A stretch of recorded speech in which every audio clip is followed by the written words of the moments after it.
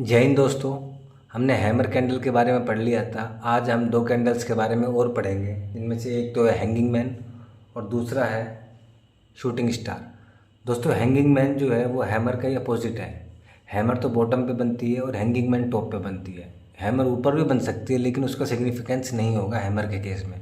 और hanging man का जो सिग्निफिकेंस है वो टॉप पर ही होगा, बॉटम पे नहीं होगा।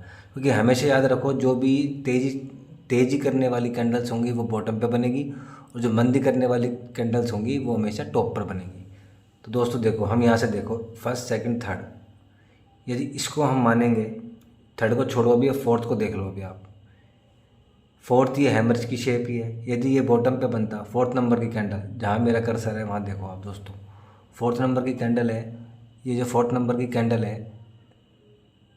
तो ये जो दोस्त ने फोर्थ नंबर की कैंडल, जहाँ मेरा कर्सर है इसमें देखो आप, ये हैमर है। यदि ये बॉटम पे बनती, यहाँ बनती, तो ये मार्केट को ऊपर लेके जाती, यदि कन्फर्मेशन हमने कर लिया तो। और ये टॉप पर ही बन रही है, इसका मतलब ये मार्केट को नीचे लेके आएगी। हैमर यानी, हैमर तो हमने समझ ली, हैमर के बाद ये हैंगिंग मैन हो गया। दोस्तों अब देखो, ये जो हैंगिंग मैन है, हैंगिंग मैन यदि, हैंगिंग मैन का यूज़ कब होता है कि ये मार्केट की गिरावट को बताएगा। यानी आप अलर्ट हो जाओ, यदि आपने यहाँ पोजीशन बनाई थी, नीचे पोजीशन बनाई थी, तो यहाँ से आप एग्ज़िट हो सकते हो, ठीक है। या फिर यदि आप सेलर हो तो आप यहाँ से सेल कर सकते हो, यहाँ पे आप सेल कर सकते हो। या फिर ये नेक्स्ट वाली कैंडल का वेट करके, क्योंकि रेड कैंडल हमेशा याद रखना, रेड कैंडल जो होती है वो ऊपर से खुलती है और नीचे की ओर लेके जाती है। यानी इसका हाई तो ऊपर होगा, ये जो विक है यहाँ पे इसका हाई होगा, और लो इसका ये नीचे की तरफ होगा। इसी तरीके से ये इसकी नेक्स्ट कैंडल में भी आप कंफर्मेशन कर सकते हो कि ये भी ड्रैग हुई है और लगभग इसके बराबर कोई लो को ब्रेक किया या फिर इसके बराबर रही है, तो ये कंफर्मेशन हो गई है।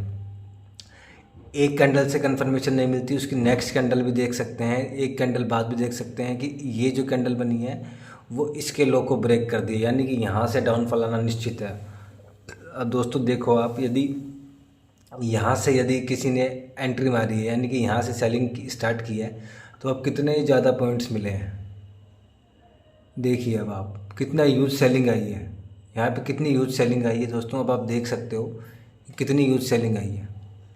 तो कहने का मतलब यही है कि आप अवेयर रहो, अपने चार्ट्स को फॉलो करो। 5 मिनट, 1 मिनट या 10 मिनट, 15 मिनट या 1 घंटा, 1 वीक, जो भी आप चार्ट फॉलो करते हो उसको, ट्रेडिंग या इन्वेस्टिंग के हिसाब से जो भी चार्ट फॉलो करते हो उसको अवेयर बनो। किसी के टिप्स पे नहीं आओ, किसी की टिप्स पे इन्वेस्ट मत करो।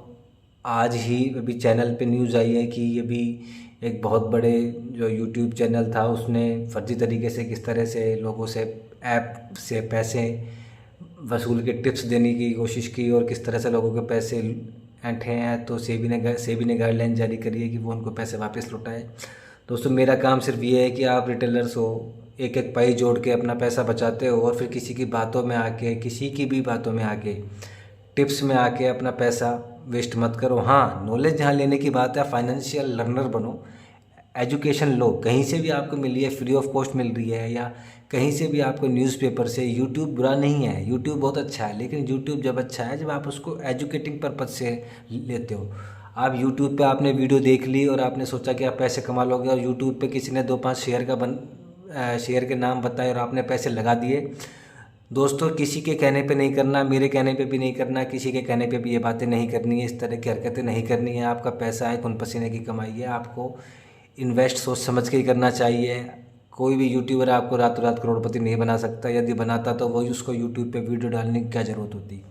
दोस्तों मेरा काम सिर्फ यही है कि जो भोले वाले रिटेलर्स हैं उनको ऐसे ट्रैप से बचाना, और जितना मैं जानता हूँ, जितना मैं स्टडी करता हूँ, वो स्टडी मेरे यूट्यूबर्स के जो यूट्यूब के जो व्यूअर्स हैं, लिसनर्स हैं, उन तक पहुँचे, और मैं सभी से सीखने की कोशिश करता हूँ। आज मैंने आपको कैंडल स्टिक जो बताया है वो हैंगिंग मैन है। दोस्तों हैंगिंग मैन में एक बात हमेशा ये याद रखनी है कि इसमें भी कलर का महत्व नहीं होता। यानी ये जो हैंगिंग मैन है, यानी कि हैमर का जो अपोजिट है उसी को हैंगिंग मैन बोलेंगे। जो ये हैंगिंग मैन है, ये रेड कलर की बन सकती है और ग्रीन कलर की बन सकती है, लेकिन ये हमेशा याद रखना है कि ये हमेशा टॉप पे बनेगी और इसके बाद हमेशा मंदी आएगी।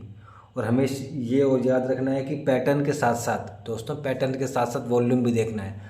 वॉल्यूम हम यहाँ पे इंडिकेटर में जाके हम वॉल्यूम भी चेक कर सकते हैं। यदि पैटर्न के साथ साथ वॉल्यूम भी यदि इसकी हाई है तो हम कंफर्मेशन कर सकते हैं कि हाँ, हम आगे बढ़ सकते हैं और अपनी पोजीशन ले सकते हैं। लेकिन इसका मतलब यह नहीं है कि खाली हम कैंडल स्टिक पैटर्न देखा और हम ट्रेड स्टार्ट कर दें।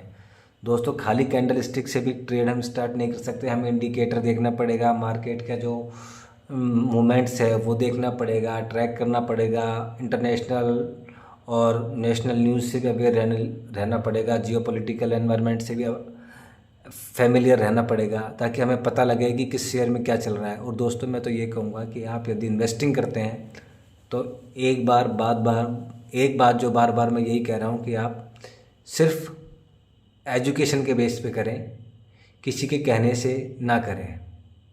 धन्यवाद दोस्तों।